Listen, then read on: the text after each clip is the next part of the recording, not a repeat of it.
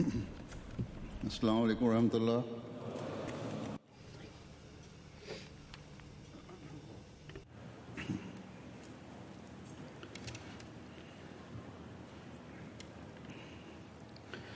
أشهد أن لا إله إلا الله وحده لا شريك له وأشهد أن محمدا عبده ورسوله أما بعد فأعوذ بالله من الشيطان الرجيم بسم الله الرحمن الرحيم الحمد لله رب العالمين الرحمن الرحيم مالك يوم الدين إياك نعبد وإياك نستعين اهدنا الصراط المستقيم صراط الذين أنعمت عليهم غير المغضوب عليهم ولا الضالين.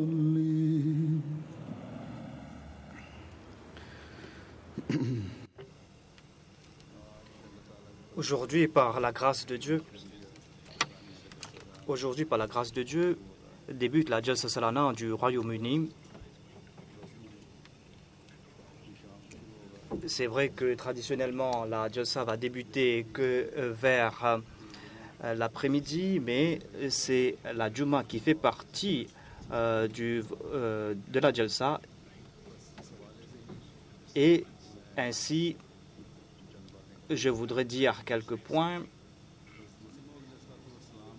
Le Messie premier alayhi salam a évoqué l'établissement de la Jalsa et elle dit que le point fondamental concernant la Jalsa est qu'il veut fonder une communauté qui va progresser dans la connaissance de Dieu, une communauté dans laquelle il y aura des gens qui vont avoir en leur fort intérieur la crainte de Dieu, qui vont progresser dans la taqwa et qui auront l'habitude de craindre Dieu. Et qu'il y aura l'amour mutuel entre ces personnes, des personnes qui vont progresser dans ces domaines, dans cet amour mutuel, qui seront des exemples de fraternité, qui seront des exemples de ruhama bainahum, et qui vont faire preuve d'humilité et qui vont faire preuve d'une grande véridicité et qui vont être exemplaires dans ces domaines, qu'ils seront des exemples que l'on ne va pas voir et qu'ils auront le désir de répandre l'islam dans les 4 coins du monde. Et pour cela, ils devront être prêts à sacrifier leur vie, leur temps pour cette cause. Ils seront là pour sacrifier leur temps, leur vie et leur bien pour cette cause. Donc, nous sommes réunis aujourd'hui ici et nous devons chacun d'entre nous faire notre introspection. Nous avons enduré des souffrances au cours de ce voyage pour être présents ici. Certes, aujourd'hui, il y a certaines facilités concernant le voyage, mais maintenant, le tempérament des gens est tel. C'est pour cette raison que l'on endure quelques souffrances au cours de ces voyages. Et le sens de ces souffrances de ces voyages sont différents, mais le voyage reste le voyage. En tout cas, quant à ces personnes qui sont présentes pour la Jalsa, eh bien, ces personnes doivent se souvenir de ces points, à savoir, sommes-nous en train de respecter les désirs du Messie premier alayhi salam? Sommes-nous en train de compléter le but de la Jalsa? Durant ces 3 jours, au cours de ces programmes. Lorsque tout participant à la Jalsa aura en tête ce point, c'est là que l'on pourra être vigilant à ce sujet, c'est-à-dire quel est le but pour nous d'être présents pour la Jalsa. C'est là que l'on pourra établir cette Jamaat, la Jamaat que désirait fonder le Messie premier alayhi salam. Et c'est là aussi que l'on pourra porter cette révolution en nos forts intérieurs, une révolution qui sera la cause d'une grande révolution spirituelle dans le monde. Si nous faisons en sorte, si nous n'agissons pas ainsi, si nos pensées ne sont pas ainsi, eh bien, notre présence à la Jalsa sera complètement vaine. Le Messie premier alayhi salam a déclaré que cette Jalsa n'est pas une foire mondaine. Le fait que l'on soit venu ici, que l'on se soit assis ici avec ses amis, qu'on ait passé son temps à papoter avec ses amis, que l'on soit parti dans le marché pour consommer du café, des jus ou quelques friandises, ou que pour acheter quelques marchandises d'origine pakistanaise ou indienne. Car cela est offert au cours de la Jalsa et que l'on vienne ici pour profiter de cela. Certains disent que chaque année, nous venons ici pour acheter nos lentilles et tout. Car ici, l'on trouve ces marchandises à bon marché où on n'a pas à faire beaucoup d'efforts pour trouver ces marchandises. Si vous venez ici avec ces objectifs, eh bien, vous êtes en train de dilapider les récompenses qui sont liées avec la Jalsa. Vous pourrez trouver aussi la même chose ou les mêmes marchandises à l'extérieur. Quant à ces personnes qui viennent ici pour la Jalsa, eh bien, ces personnes ne viennent pas pour profiter de ce repas spirituel de la Jalsa. Ces personnes ne viennent pas pour cet objectif. On doit venir pour la Jalsa, pour ses biens, mais que l'on ne reçoit pas ailleurs ce trésor, ce grand trésor qui n'apaise pas la faim et la soif physique. Mais quant à ceux qui profitent réellement de ce repas, eh bien, même celui qui est le plus pauvre devient le plus riche. Ce trésor qui nous a été confié par le Messie premier alayhi salam, ce trésor que l'on distribue au cours de la Jalsa, au cours de ces différents programmes,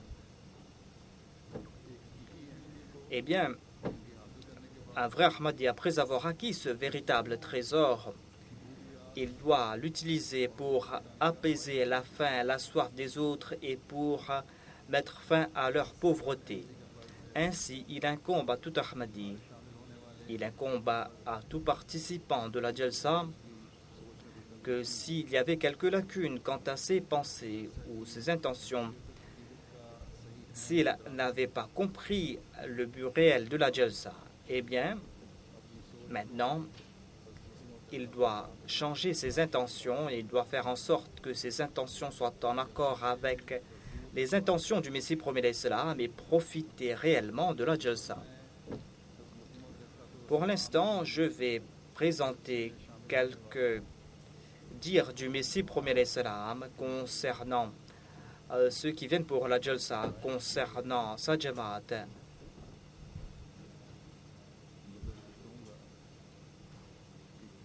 C'est-à-dire, quels étaient les Ahmadis que désirait voir le Messie premier alayhi salam et quel devait être le statut de sa Jamaat, le niveau des Ahmadis au sein de sa Jamaat.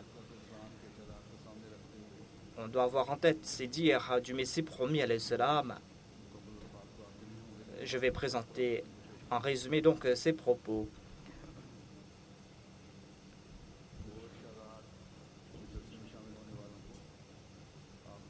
Voilà donc les conseils qu'il a donnés à ceux qui viennent à la Jalsa. Il a fixé donc cette ligne de conduite grâce auquel l'on pourra embellir sa vie ici-bas et dans l'au-delà. Cette ligne de conduite est une garantie pour atteindre cet objectif. Le Messie premier l'Islam a commenté sur le verset Inna Allaha ma'alladhina taqaw walladhina hum muhsinun. Allah a déclaré qu'il est avec ceux qui sont imbus de taqwa et ceux qui accomplissent de bonnes œuvres. En expliquant ce verset, le Messie premier l'Islam déclare que sans la taqwa, on ne pourra pas avoir le plaisir de Dieu. Ainsi donc, lorsque le but du croyant est d'avoir le plaisir de Dieu, eh bien, pour cela, il n'a pas d'autre issue que de marcher sur les voies de la taqwa. Que signifie la taqwa? Sur quelle voie doit-on marcher pour que l'on puisse acquérir la taqwa?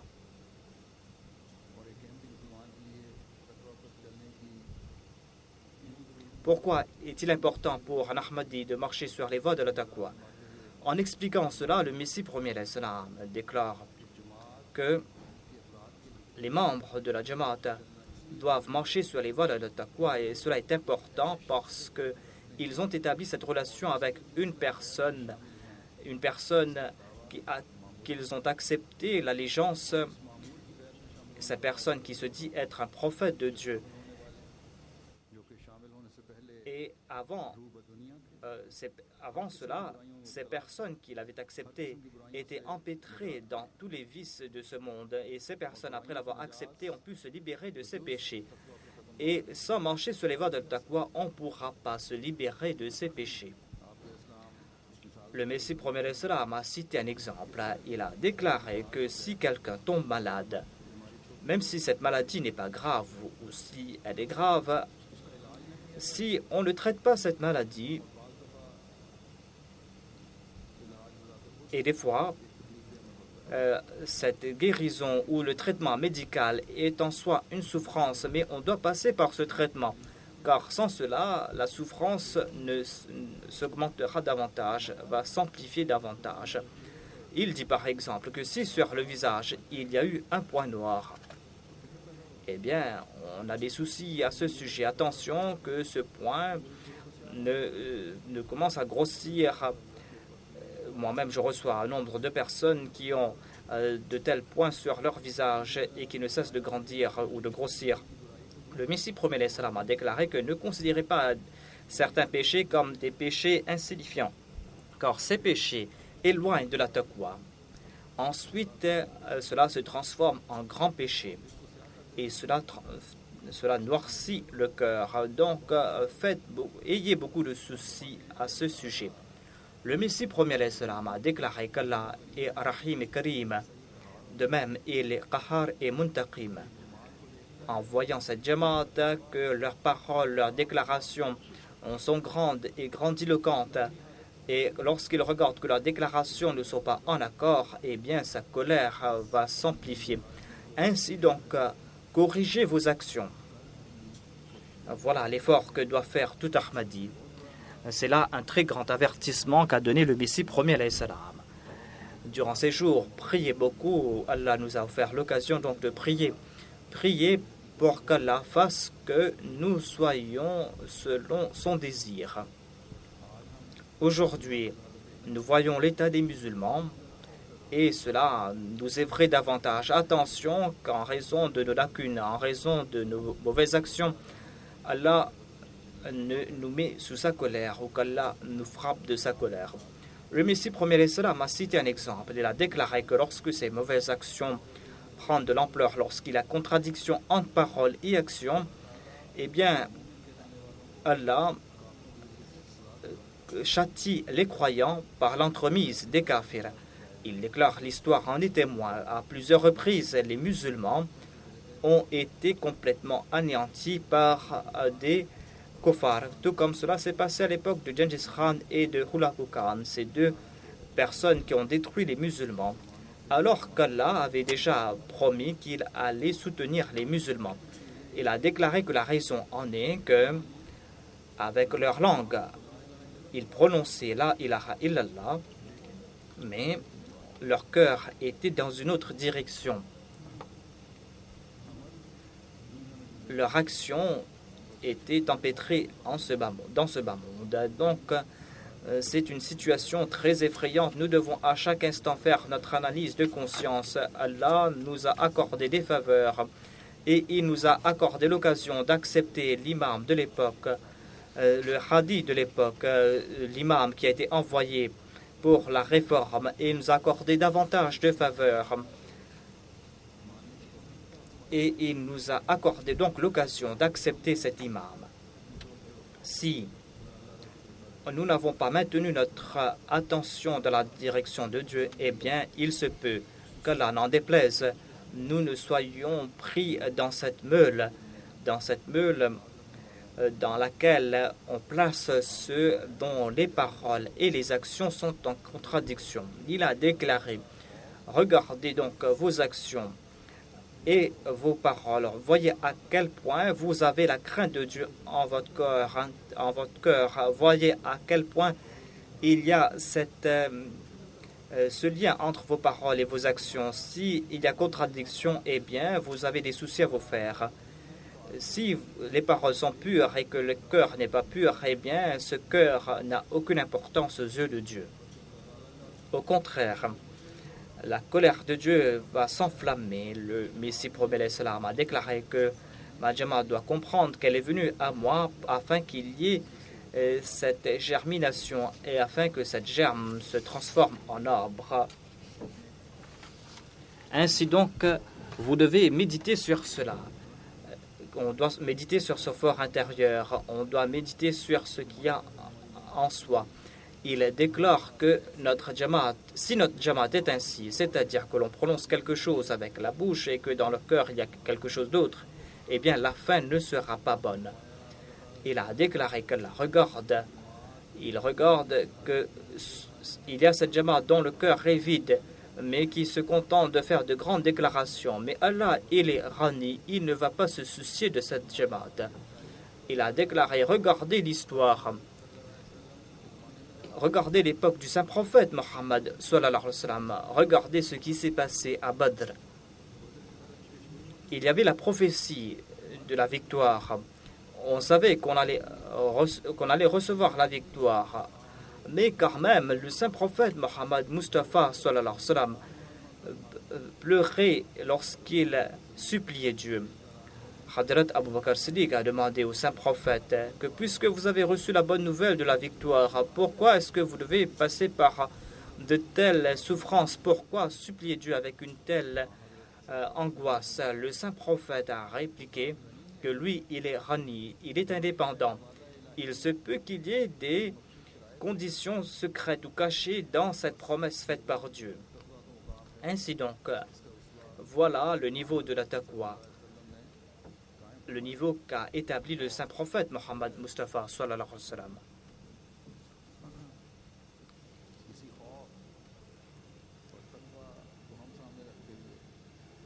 Si nous avons en tête cette crainte de Dieu, eh bien, Inch'Allah, nous allons remporter la victoire. Nous aurons du succès.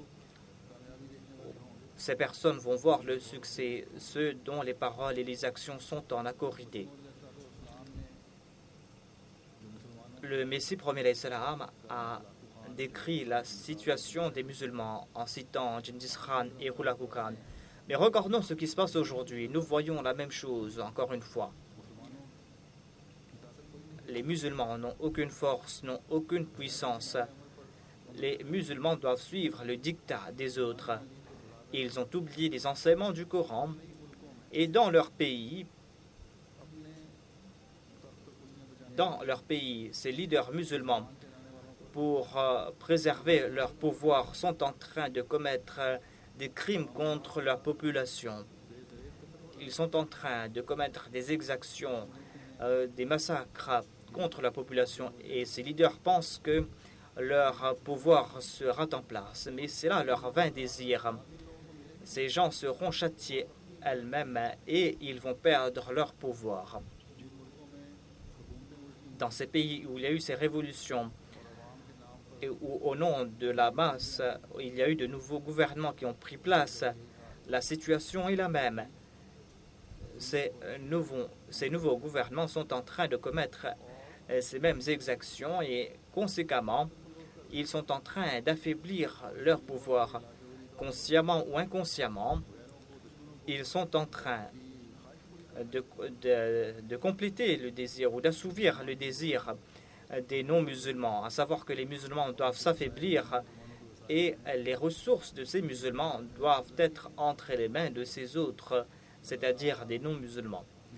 C'est Allah qui pourra accorder l'intelligence à la Ummah. Priez en ce sens. En tout cas, je disais que le Messie promis alayhi salam voulait que ses suivants atteignent un statut particulier et pour cela, il avait donné des directives. Tout comme il a dit que la base pour atteindre ce statut, c'est la taqwa.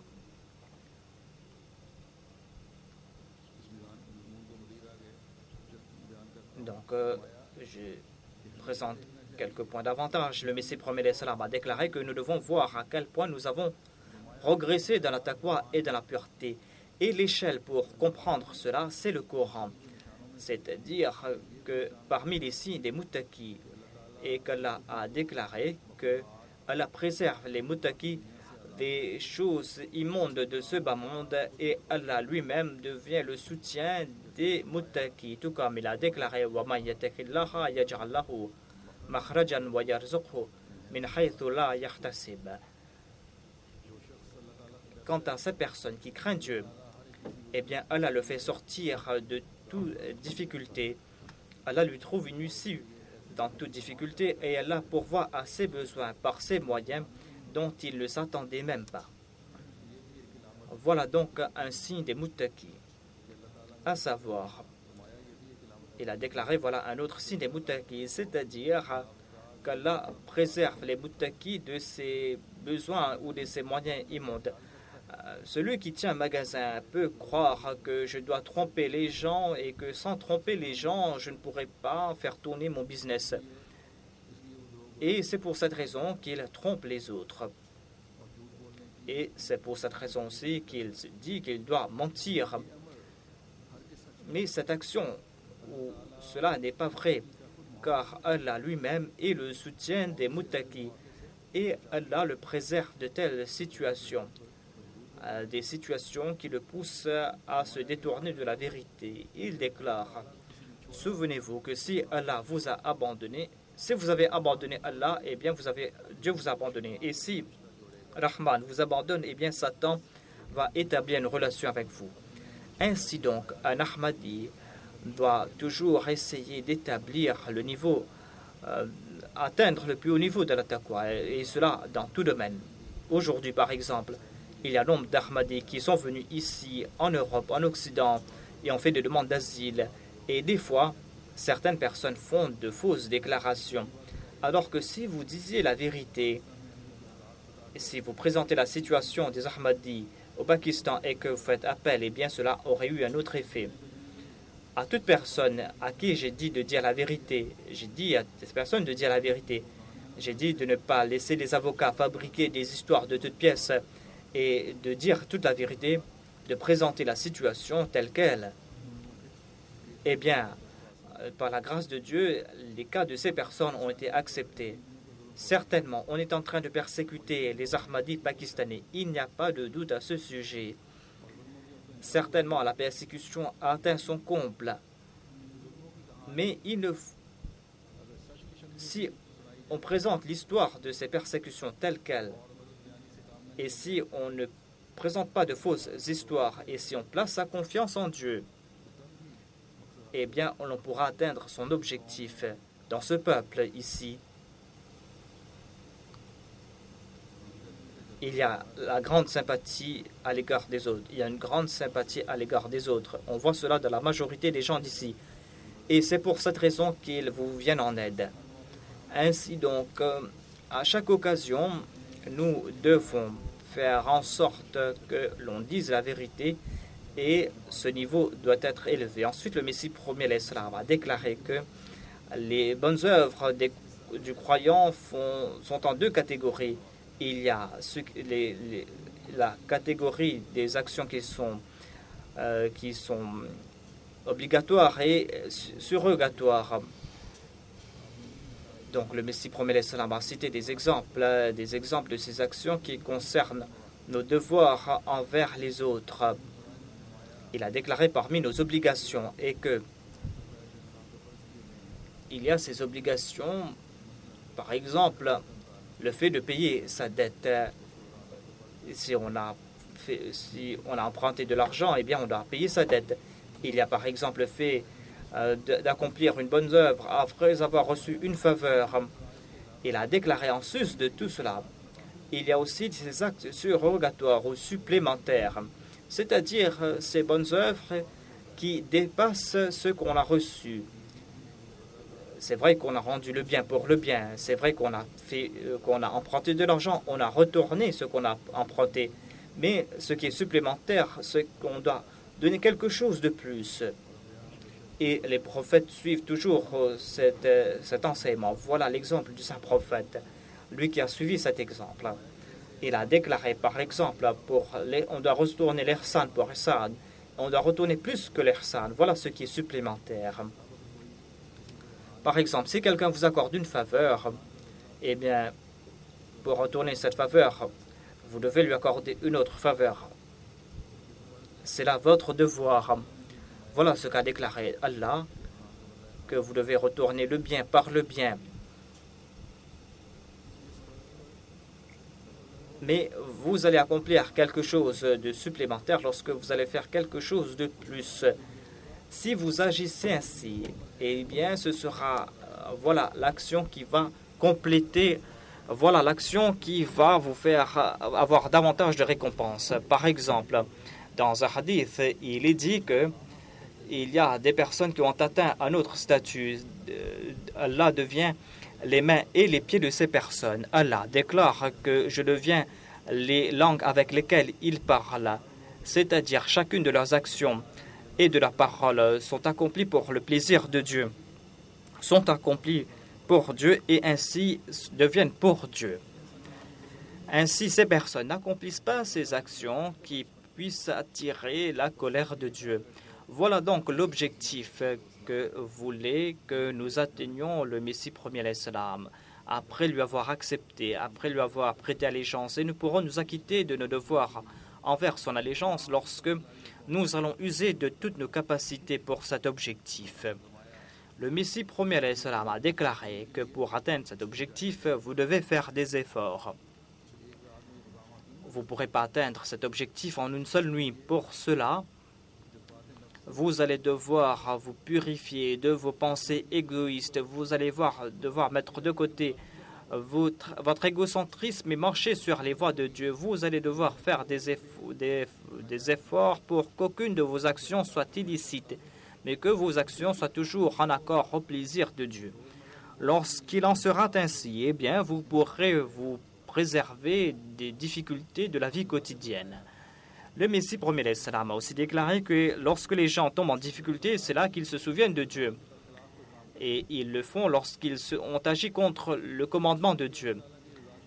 Mais là, ils ne seront plus sous la coupole de l'aide de Dieu. Au contraire, ils sont en train de suivre leur penchant égoïste. Par exemple, lorsqu'on se met en colère, on commet une action grâce auquel ou en raison duquel l'on doit passer au tribunal, l'on doit passer en prison. Mais si une personne avait l'intention de suivre ce que dit le livre de Dieu et qu'il n'allait pas accomplir des actions contre les préceptes du Coran et que pour chaque action, il allait se tourner vers Dieu, eh bien, le livre de Dieu lui aurait préservé de ses mauvaises actions. Sinon, s'il abandonne le livre de Dieu et s'il commence à suivre ses propres penchants, eh bien, il va subir des pertes. Nous devons donc suivre l'envoyé de Dieu. Nous devons voir, est-ce que nous sommes en train de suivre le commandement de Dieu dans chaque chose? Si notre nafs, notre égocentrisme nous empêche de suivre le commandement de Dieu, eh bien, nous allons devoir nous faire des soucis. Durant ces jours en particulier, durant les jours de la Jalsa, Nous devons nous consacrer au daroud et à l'istighfar. Nous devons agir ainsi afin que nous puissions nous réformer davantage, afin que nous soyons davantage enclins à nous réformer et afin que nous puissions faire en sorte que nos désirs soient en accord aux désirs de Dieu. Et nous devons prier en ce sens, prier afin que nous puissions nous acquitter de nos devoirs d'allégeance envers le Messie premier alayhi salam. Le Messie premier alayhi salam a aussi donné d'autres directives à ce sujet. Il sera impossible de présenter tout cela aujourd'hui, mais il y a un autre point que je voulais présenter aujourd'hui. Et si nous adoptons ce conseil, eh bien, nous aurons certainement le plaisir de Dieu. Le Messie premier alayhi salam déclare que levez-vous pendant la nuit et priez beaucoup pour qu'Allah vous montre sa voie. Les compagnons du saint prophète Mohammed lui ont progressé graduellement. Qui étaient-ils auparavant? Ils étaient comme cette graine mise en terre par un planteur. Allah a arrosé cette plante. Il a prié pour ses compagnons. La graine était bonne. La terre aussi était fertile. La terre était fertile et l'arbre a poussé. Et ils ont suivi les pas du saint prophète Mohammed lui. Matin, ils n'attendaient pas le matin ou le soir. Vous aussi, repentez-vous sincèrement. Levez-vous pour la prière tahajjud. Priez. Corrigez votre cœur. Laissez de côté vos faiblesses. Et faites en sorte que vos actions et vos paroles soient en accord aux préceptes de Dieu. Si vous agissez ainsi, si vous allez prier, eh bien, si vos actions sont en accord à cela, eh bien, Dieu va vous accorder ses faveurs et il y aura des changements dans son cœur. Ne désespérez pas de Dieu.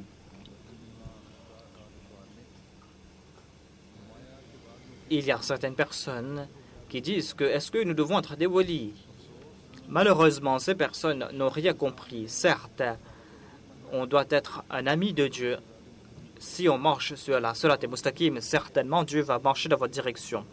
Et un jour, vous allez rencontrer Dieu. Et même si vous marchez lentement ou pas, Dieu va marcher dans votre direction. Par exemple, voilà ce qu'il dit dans ce verset. وَالَّذِينَ جَاهَدُوا فِينَا لَنَهْدِيَنَّهُمْ سُبُلَنَا. Quant à ces personnes qui ont fait des efforts pour notre cause, eh bien, nous leur avons dirigé dans notre direction. Ainsi, j'ai prodigué ces conseils, souvenez-vous de ces conseils. C'est en suivant ces conseils que vous aurez le salut. Votre relation avec Allah et les hommes est telle que vous devez toujours avoir le plaisir de Dieu en tête. C'est ainsi que vous allez mériter le titre de Akharina minhum lamma yalhaqu bihim. Ainsi, nous avons eu les jours de la Jalsa et quelques jours auparavant, c'est terminé le Ramadan, nous avons essayé d'avoir le plaisir de Dieu. Durant les jours de la Jalsa, il y aura des discours qui vont nous éclairer sur le Coran, sur les hadiths et sur d'autres points ayant trait à la spiritualité, à la réforme spirituelle concernant notre devoir et concernant notre relation avec Dieu. Donc, on sera davantage vigilant à ce sujet. Et vous devez profiter de cette connaissance. Profitons de cette connaissance et essayons d'affiner davantage nos actions. Nous devons profiter de ce que nous avons acquis et nous devons faire en sorte que nos actions soient permanentes, qu'Allah fasse que cette jalsa apporte cette grâce. Nous devons considérer cela comme une grâce divine, qu'Allah nous en accorde la possibilité. Concernant l'organisation de la jalsa, il y a certains points que je dois mentionner.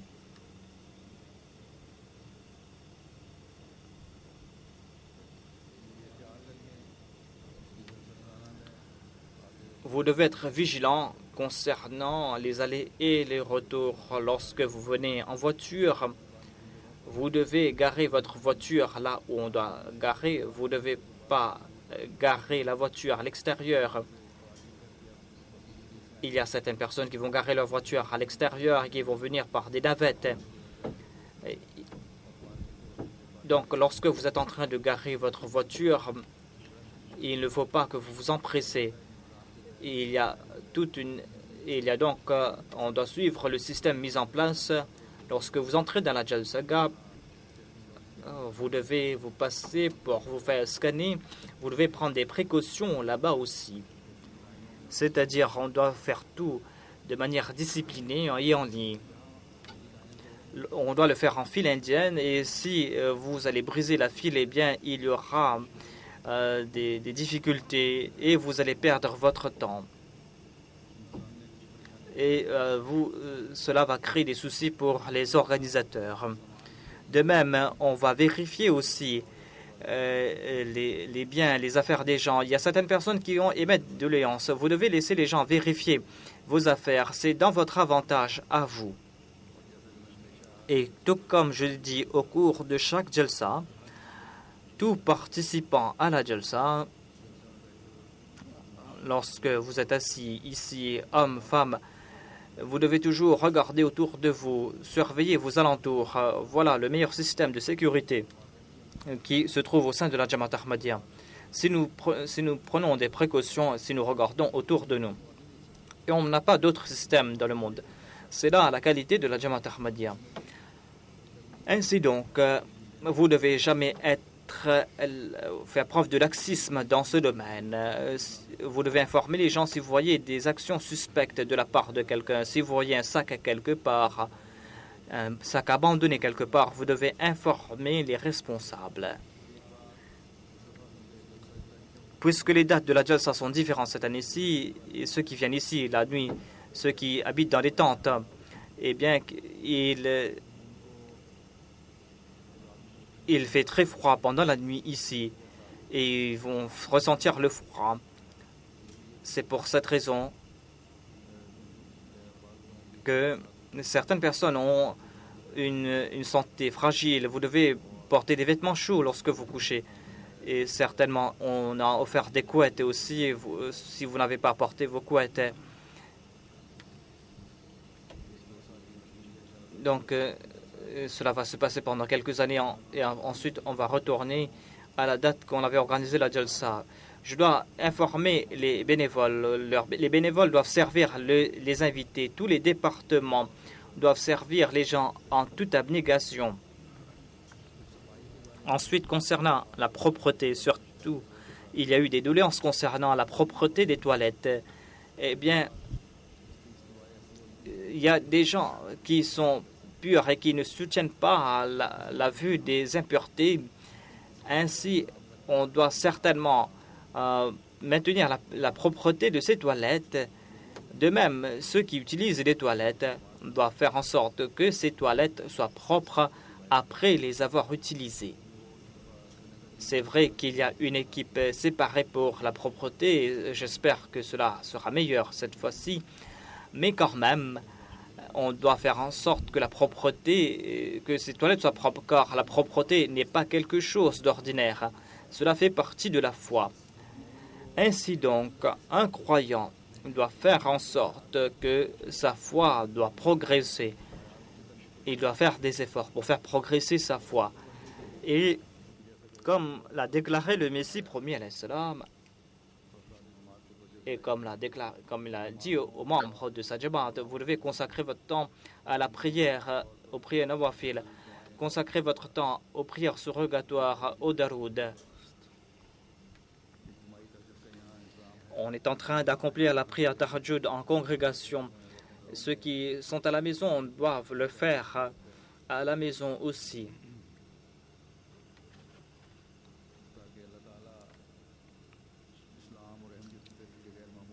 Et il faut le faire afin que nous puissions voir le progrès de la Jamaat Ahmadiyya et de l'islam. Vous devez vous souvenir des Ahmadis d'origine pakistanaise. Comme je l'ai dit, la persécution a atteint son comble. Hier même, il y a quelqu'un qui est tombé en martyr et il y a une autre personne qui a été touchée par Baal, mais qui est sain et sauf par la grâce de Dieu. Priez pour les autres Ahmadis du monde entier. Priez pour ces Ahmadis qu'Allah les protège et qu'Allah attrape les coupables. Et que le monde puisse reconnaître le serviteur parfait du saint prophète Mohammed Mustafa sallallahu alayhi wa sallam. Comme je l'ai dit, il y a eu cet Ahmadi qui est tombé en martyr je vais diriger sa prière funéraire et il y aura la prière funéraire de quelques autres personnes. Ce martyr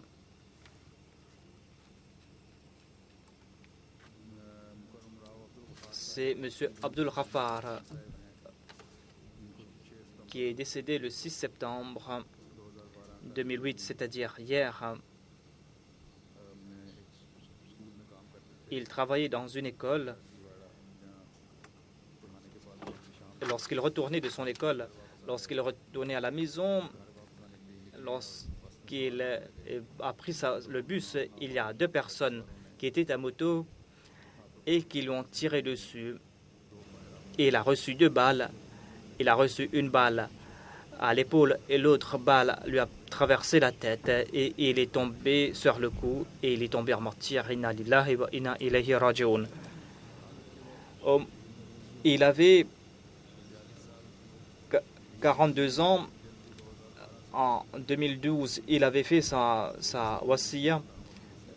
Il payait donc sa wasiya. Il était Zaïm Ansarullah, il a occupé plusieurs postes au sein de la Jamaat.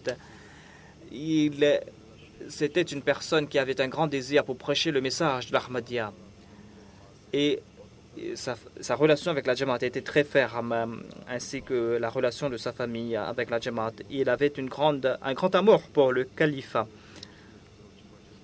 Et il participait dans tout plan lancé par le calife. Il s'était marié en 1995. Il a 2 fils et 2 filles.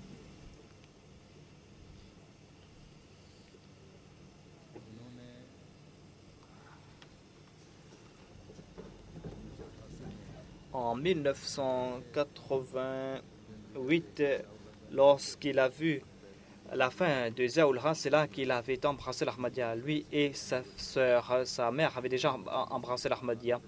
Et c'est ainsi que sa famille a embrassé l'Ahmadiyya. Sa sœur a dit que 8 ans auparavant, dans un rêve, j'ai vu qu'il avait été touché par balle et qu'il est mort. Mais lorsque je regardais de près, j'ai constaté qu'il était vivant. Certainement, il allait avoir le statut de martyr et Allah a déclaré que les martyrs ne meurent pas, ils sont toujours vivants. Sa fille aussi avait vu un rêve et sa femme aussi en avait vu un des rêves qui ont trait à son martyr, à son shahada. Lorsque sa femme lui a rapporté ce rêve, elle a déclaré que si je tombe en martyr, eh bien tu ne dois pas pleurer. Et ses proches disent aussi que dimanche, il avait une réunion à Karachi. Lorsqu'il retourne à la maison, disait avec ses amis que tout le monde doit mourir un jour, mais moi je désire qu'Allah m'accorde le statut de martyr.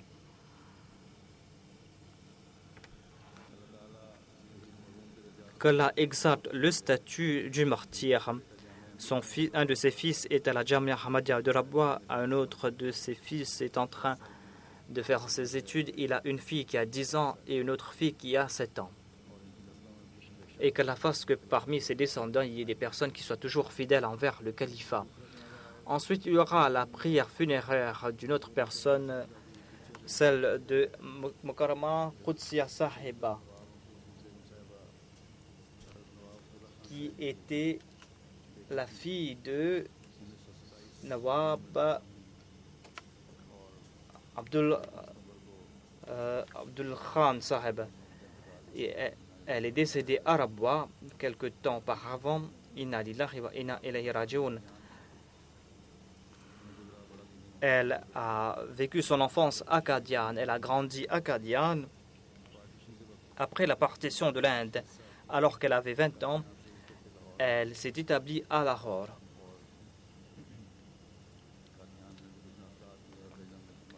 Elle a servi aussi au sein de la Nasirat et de la Lajna Imala acadienne.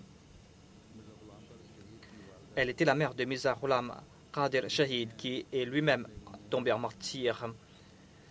Elle a écrit dans un article que je dois évoquer ici que après le martyre de son fils Ghulam Qadir, que il y a ce papier qui est devant moi, qui est vieil de 15 ans, et c'est un vers, quelques vers. Je ne suis pas une poète. J'ai essayé de mettre ces paroles dans ces vers. Dans ces vers, il est dit que on essaye de ces étoiles essayent de se surpasser les autres, les uns les unes les autres dans leurs sentiments. Elle a déclaré que voilà donc les sentiments de mes cœurs. Tout ce que je voulais dire est que, mon Seigneur, je prie toujours que tout ce que j'ai dans mon giron te soit consacré à toi. Oh Allah, fasse que je ne sois pas soucieuse. Si il n'y a pas ton désir, eh bien, mes désirs n'auront aucun objectif.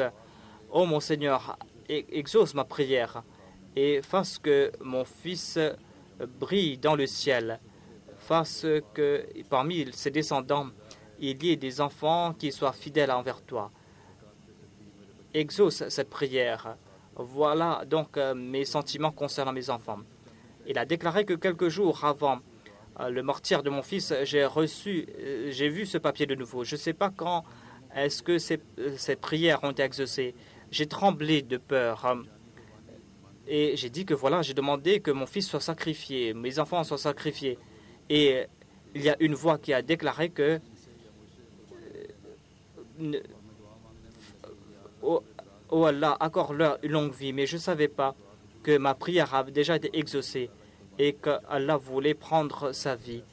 Et Allah avait déjà décrété que mon fils sera pris et que ce sera un grand sacrifice. Et la récompense sera elle aussi grande. En tout cas, donc, elle a fait preuve d'une grande patience après le martyre de son fils. Moi-même, j'en suis témoin. Elle a fait preuve d'une grande patience. Lorsque j'étais parti présenter mes condoléances, elle a souri et a évoqué les qualités de son fils Abdul Qadir. Et elle m'écrivait, et dans sa dernière lettre, elle a dit la même chose, à savoir qu'Allah fasse que moi et mes enfants soient imbus de taqwa et que nous soyons les héritiers des prières du Messie premier alayhi salam et que nous puissions nous acquitter de nos devoirs en tant que descendants du Messie premier alayhi salam. Qu'Allah fasse que ces prières soient exaucées en sa faveur et en faveur de ses descendants.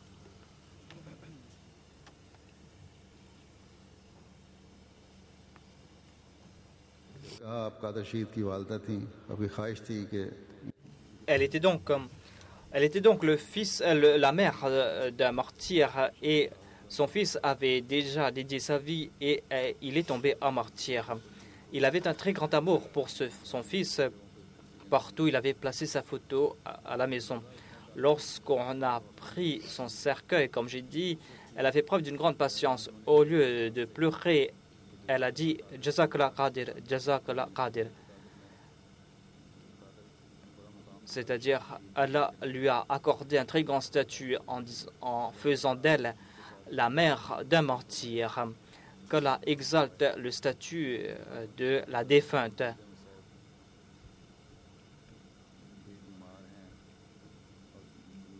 Son époux est aussi malade, qu'Allah lui accorde à lui aussi patience et persévérance. Et qu'Allah fasse que ses enfants puissent préserver leur qualité. Ensuite, il y aura la prière funéraire de Chaudhry Nazir Ahmad Saheb, l'amir de Bahawalpur. Chaudhry Nazir Saheb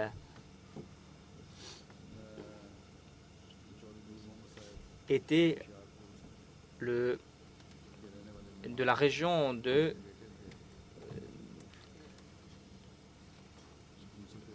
il est né en 1933 et il est décédé en août. Après ses études, il a travaillé dans le département de l'irrigation et il avait pris sa retraite aussi. Et il était Qaïd Khudam al-Ahmadiyya depuis 1965 jusqu'à une longue et pour une longue période, il fut amir de la Jamaat de Bahawalpur. En 2004, il s'était établi à Rabwa. Et en 1974, il a dû faire face à une persécution. Dans son journal, il avait écrit quelque chose. Il a dit qu'en 1974, il y a eu l'opposition contre la Jamaat Ahmadiyya durant ces jours. Moi, j'étais à Bahawalpur et j'étais en train de protéger la station d'essence de mon petit frère. Il était malade à l'époque et les mollahs avaient décidé, avaient empêché les gens de venir prendre de l'essence. Et un jeune Ahmadi est venu pour prendre de l'essence. On a tabassé cet Ahmadi, on a pris sa moto.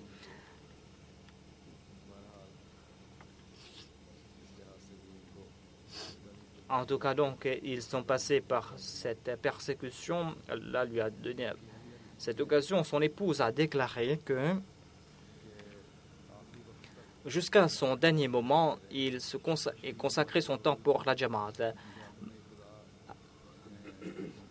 Il était malade, mais il était aussi un qadi. Et lorsqu'il avait pris une dernière décision, il a déclaré que j'ai pris cette décision, je l'ai scellé, présenté cela au comité et il ne pouvait plus parler. Mais sa femme a déclaré que vous êtes tombé malade, mais dites au calife que vous ne pouvez plus travailler. Il a déclaré que moi, le calife m'a placé quand Dieu m'a accordé ce poste et je vais servir à ce poste tant que je serai en vie. Qu'Allah exalte son statut et qu'Allah fasse que ses enfants-ci progressent. Ensuite, il y aura la prière funéraire de Mokarram Faraz Mahmoud Saheb de la Syrie, qui est décédé à Damas. Il est tombé en martyr en raison des troubles qu'on a en Syrie.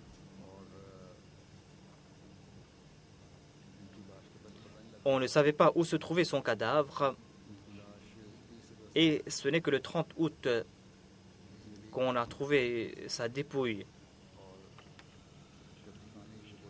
On a essayé, donc on n'a pas pu creuser sa tombe et les gens qui étaient là-bas,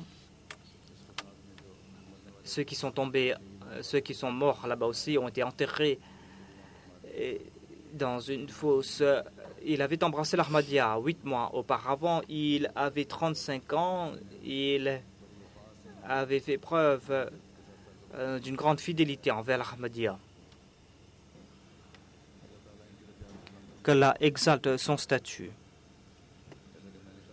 Comme je l'ai déclaré, il y aura la prière funéraire de toutes ces personnes après la prière de Jumu'ah.